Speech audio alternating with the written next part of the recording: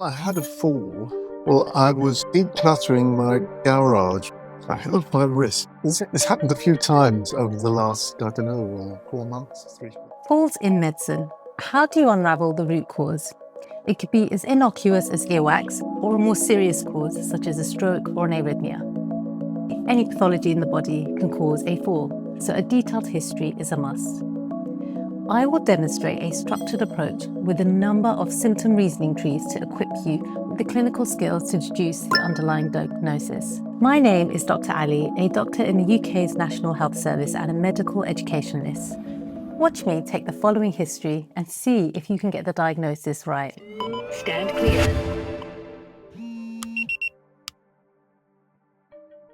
Good afternoon. My name's Dr. Ali. I'm one of the doctors here. Can I first start off by confirming your full name and date of birth, please? Yeah, it's Adam Smith, 23rd of June, 1950. Nice to meet you, Adam. Can I call you Adam or Mr. Yeah, Smith? Adam's fine.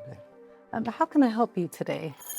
Well, I had a fall, hurt my wrist, and I'm hoping you can give me some painkillers. Sorry to hear that you've had a fall. Do you mind telling me a little bit more about it? Yeah, I was kind of decluttering my garage because my son-in-law and my daughter are moving to a small flat, and so they asked us if we'd store some books and boxes. So I was moving some heavy boxes around, and I had this fall. Oh gosh, okay. I'll come to that shortly and examine it. Just tell me, what were you doing exactly before you fell?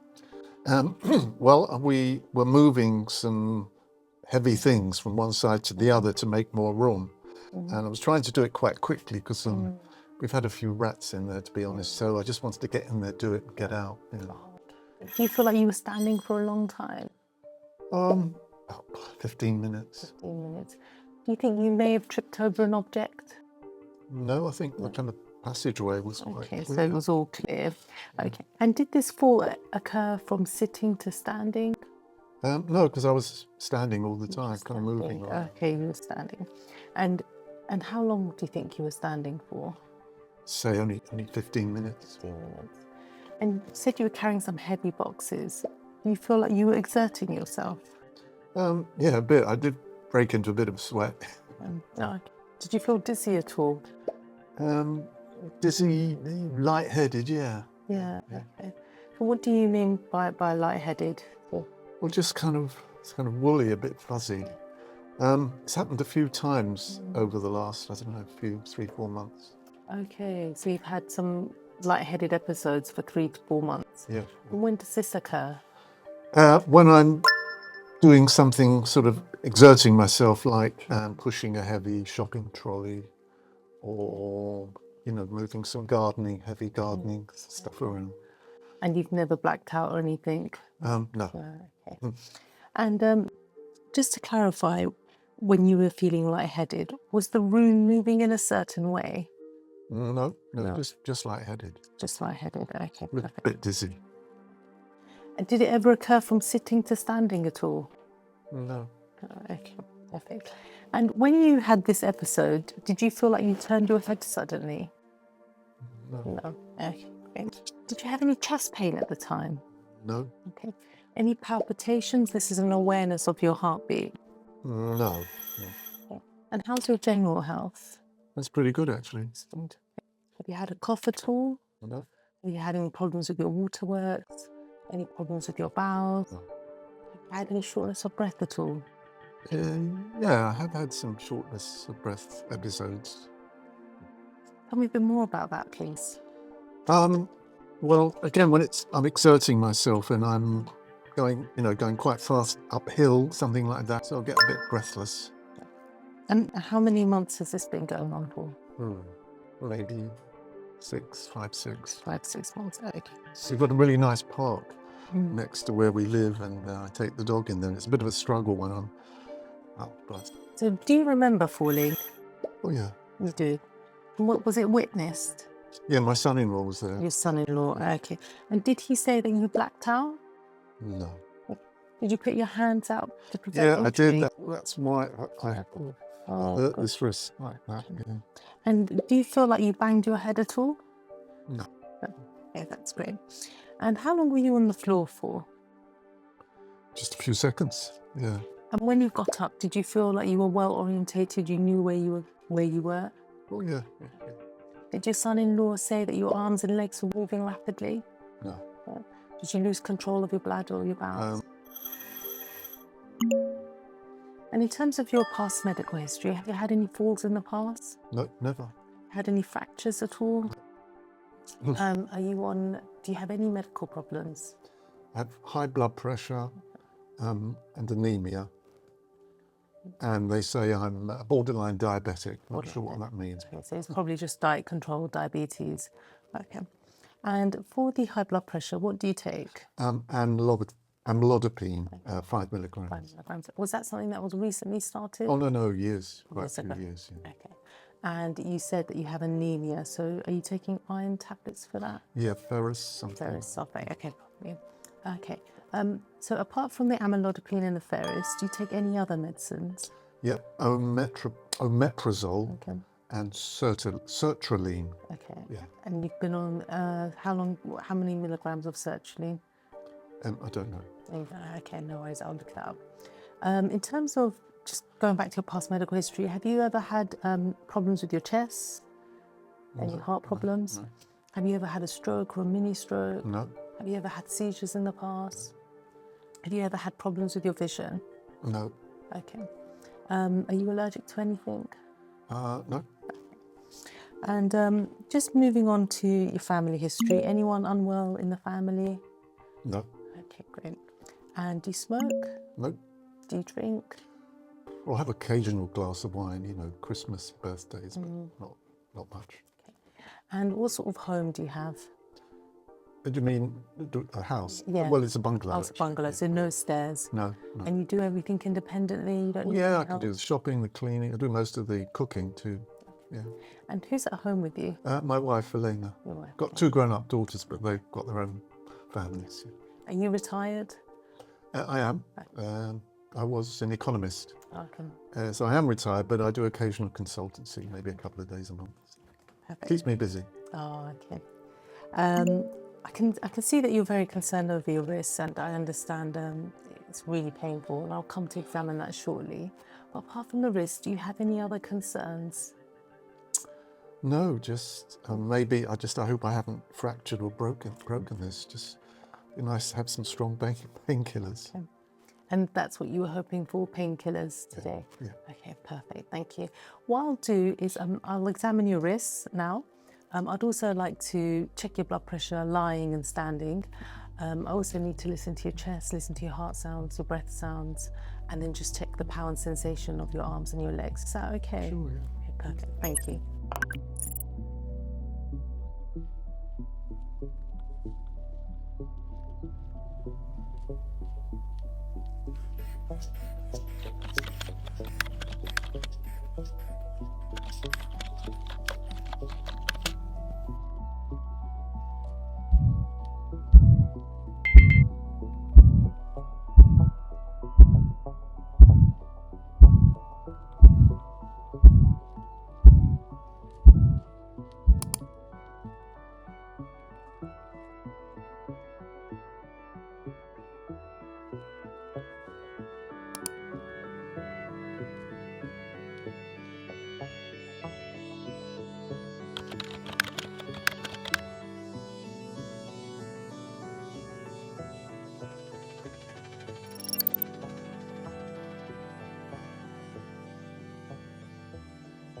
So in this case, our patient had pre-syncopal episodes on exertion and shortness of breath.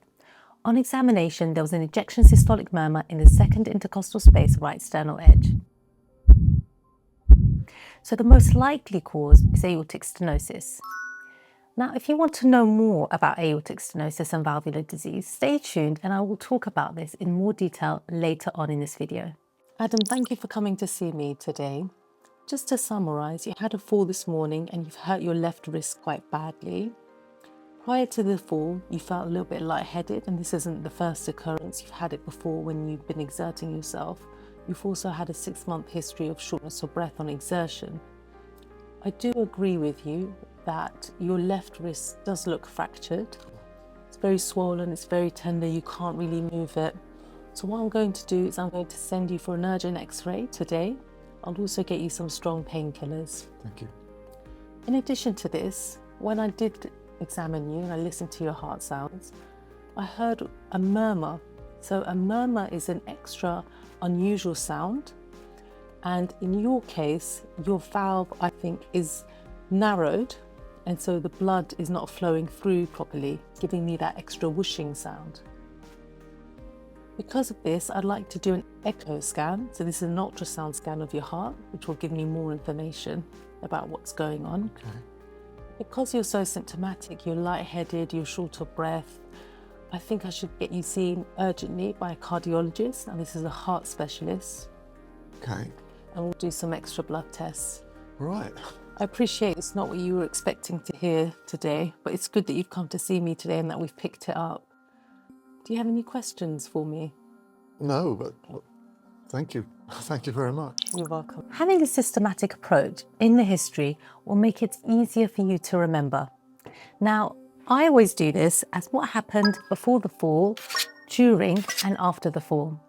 And a collateral history is vital if there was any loss of consciousness or this fall occurred as an inpatient. Now, I can be fairly confident that my patient, Adam Smith, didn't lose any consciousness because he has what sounds like a Colles fracture. Now, this is a fracture of the distal radius that occurs as a result of a fall on an outstretched hand. Now, before diving into the nitty-gritty of a systems review, let's start with a crucial question. Was it a mechanical fall where they simply tripped over something? Some homes can be very cluttered where this can happen easily. Ask about any loose carpets, or was the floor slippery, or did the fall occur in the bath? So putting the fall in context is vital. Other cardiovascular causes of falls include orthostatic hypotension. Notice I asked twice if his episodes of dizziness occurred from sitting to standing. A postural drop is common in the elderly, especially those on lots of medications. Other cardiovascular causes include arrhythmias or bradycardias. And if you suspect this, then getting a 24-hour tape would be a good idea. Neurological causes of falls include stroke or peripheral neuropathy. Infection can cause falls. Pneumonia is a common culprit. Check out my soon-to-be-released cough history video for more info on this. Think about ENT pathology. Notice I asked my patient what he meant by dizziness. When you were feeling lightheaded, was the room moving in a certain way? No, just lightheaded. Was it a case where he just felt lightheaded, or did he have actual vertigo? And if you suspect the latter, the follow-up question should always be, in what direction is the room spinning in? And of course, don't forget to examine the ears, because wax impaction can make you feel really dizzy and could cause falls. Metabolic causes of falls include diabetes. Was this a hypoglycemic episode? Do they drink and how much? Ascertain if there is any alcohol excess, so a social history is vital. Think about MSK causes of falls. Are they active or have they been in bed for a prolonged time? If so, do they have disuse atrophy or deconditioning? An unfortunate knock-on effect from a prolonged hospital admission. And that's why physio is so important.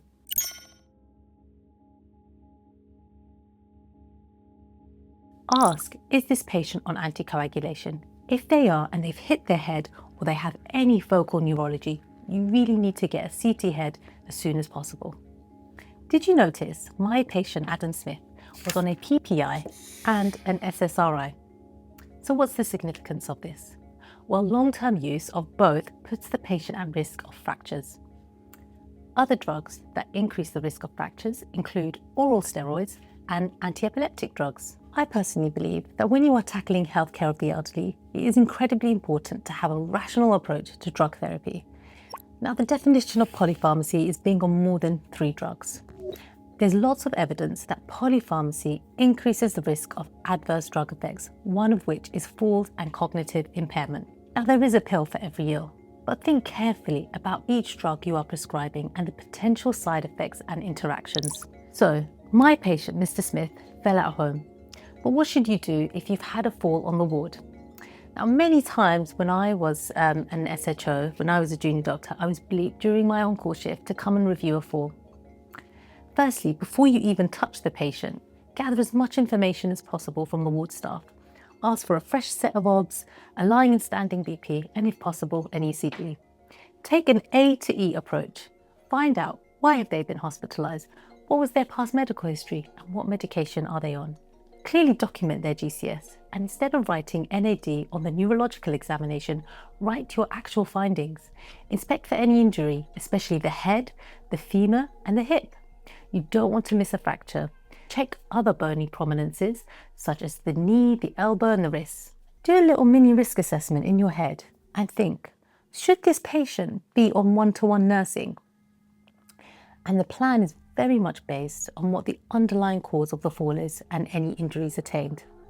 In my case, the cause of the fall was valvular heart disease. So this history is an example of a fall with a red flag. There is an underlying cause as opposed to a spontaneous fall, often associated with severe frailty.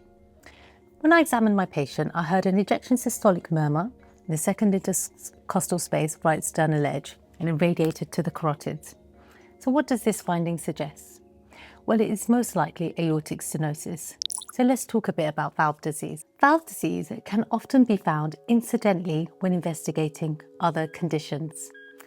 The incidence starts to increase sharply after the age of 65 years old. Modern valve intervention offers a good prognosis. However, the prognosis falls sharply if there is a significant delay in diagnosis and referral. Unfortunately, there's a huge detection gap. Many patients present late and can even have heart failure, compromising the prognosis. Now, I remember when I started med school many years ago, I always used to associate valvular disease with rheumatic heart disease. But the reality is that in the UK, we rarely see new cases of rheumatic heart disease. So mitral stenosis is now vanishingly rare, as its etiology is almost exclusively rheumatic. What I mainly see in clinical practice is aortic stenosis and mitral regurg. And the vast majority of cases of valve disease is due to age and degeneration. Now, we have already said that the main reason why it's so crucial to diagnose valve disease in a timely fashion is that it may otherwise present with significant heart failure, and this can become irreversible. And the key to early diagnosis is good quality auscultation. That's all it is, good auscultation. I remember doing a shift on the AMU once, and this elderly lady presented with a fall and had multiple investigations, which were all normal, and she was just about to be discharged home when the consultant came over and just took the time to listen carefully to her heart sounds and detected a murmur, which of course altered the course of her care. That particular case taught me that not doing the basics right can be really detrimental to the care we give our patients. Use a decent stethoscope. Essentially, you get what you pay for here. So I have this digital stethoscope. I'm not saying that's what you need to get, and a lot of exams don't allow you to use a digital steth, but a good steth is worth investing in. I can barely hear anything with this one. Cardiology steths are great. I know that the bell and the diaphragm here are broken, but this was my dad, so I'm going to hold on to that. Get to know your stethoscope as well. So some stethoscopes transfer into a bell depending on the pressure, so variable diaphragm. So when should you auscultate? Well, auscultate if a patient has any of the following: any breathlessness, any new onset angina, peripheral edema, and exertional syncope or pre-syncope, which is what our patient Adam Smith had. When you auscultate, you want to see if you can listen to two heart sounds, the lub and dub. The first sound represents the closure of the atrioventricular valves. The second is due to the closure of the outflow valves. And systole occurs between the two heart sounds. And simply feeling the pulse can help you differentiate between systolic and diastolic murmur. For aortic stenosis, listen to the second intercostal space, right sternal edge. This is where the ascending aorta is closest to the chest wall, and it usually radiates to the carotids. Classically, aortic stenosis causes an ejection systolic murmur. If the second heart sound is essentially inaudible and there is no discernible dub, this tells you that the aortic valve is so badly calcified and stenosed that it's barely opening and therefore barely closing and not making a significant sound. this requires a very urgent specialist review. Very significant aortic stenosis, you may notice a narrow pulse pressure where the left ventricle struggles to generate a significant difference between systolic and diastolic pressure. So you may, for example, get a blood pressure of 95/77. I'm not sure if you noticed, but my patient Adam Smith also had iron deficiency anemia. And there is an association between aortic stenosis and iron deficiency anemia. Please remember that a murmur simply represents turbulent blood flow. So of course, many murmurs are not associated with significant valve disease, such as a pregnant lady or a febrile child. So clinical context is so important. But the basic rule of thumb is that all innocent flow murmurs are systolic murmurs, therefore diastolic murmurs are always pathological. We've talked through a systematic approach to taking a falls history, in this case with a red flag. We looked at dyspnea in detail in our previous video, more on cardiovascular disease with a soon-to-be released chest pain video. If you have any specific requests for an upcoming season of Decoding Diagnosis, let me know in the comments below. Thanks for watching, and I'll see you in the next video.